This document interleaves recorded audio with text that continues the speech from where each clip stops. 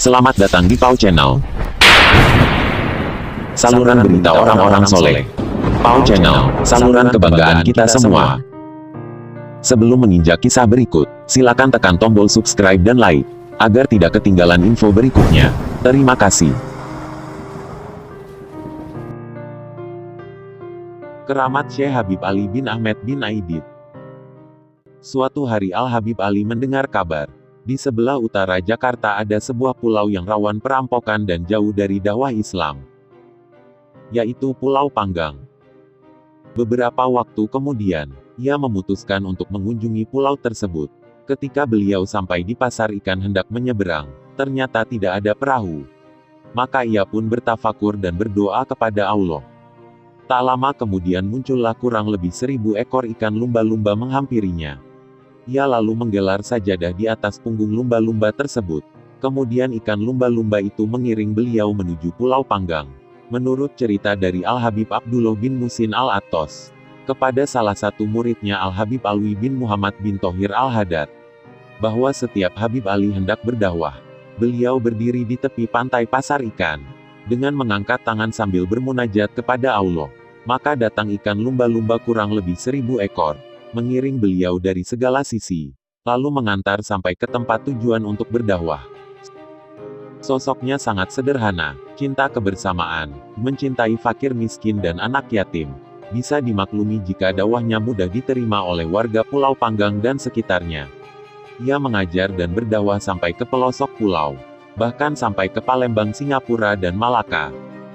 Karomahnya yang lain, kayu menjadi batu karang.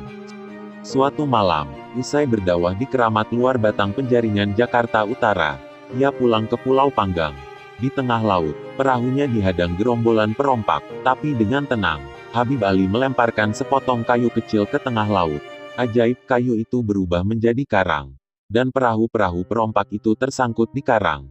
Maka, berkat pertolongan Allah itu, Al-Habib Ali dan rombongan selamat sampai di rumahnya di Pulau Panggang.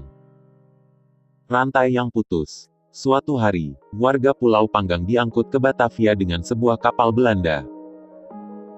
Konon untuk dieksekusi, beberapa perahu kecil berisi penduduk ditarik dengan rantai besi ke arah kapal Belanda yang membuang jauh dari pantai. Mendengar kabar itu Al-Habib Ali menangis, lantas berdoa, agar seluruh penduduk Pulau Panggang diselamatkan.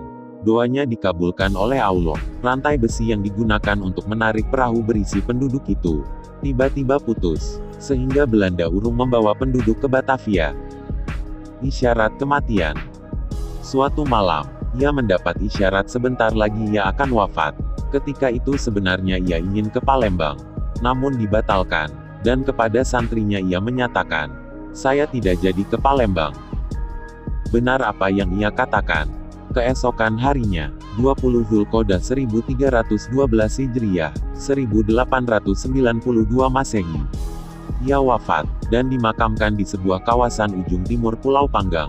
Sesungguhnya jenazah almarhum akan dibawa ke Batavia untuk diketemukan istri dan anaknya serta dimakamkan di sana. Namun, ketika jenazah sudah berada di atas perahu yang sudah berlayar beberapa saat, tiba-tiba, tiang layar perahu patah dan perahu terbawa arus kembali ke Pulau Panggang.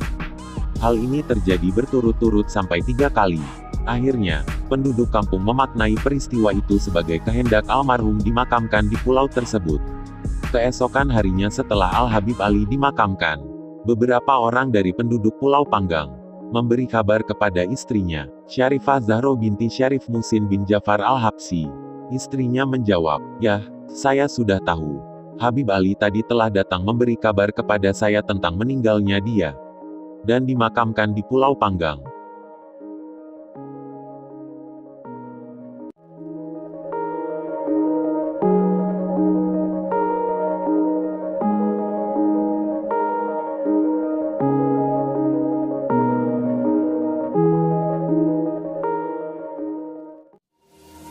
Demikianlah kisah kali ini. Nantikanlah kisah selanjutnya, hanya di Pau Channel. Jangan lupa subscribe dan like. Sampai jumpa dan terima kasih.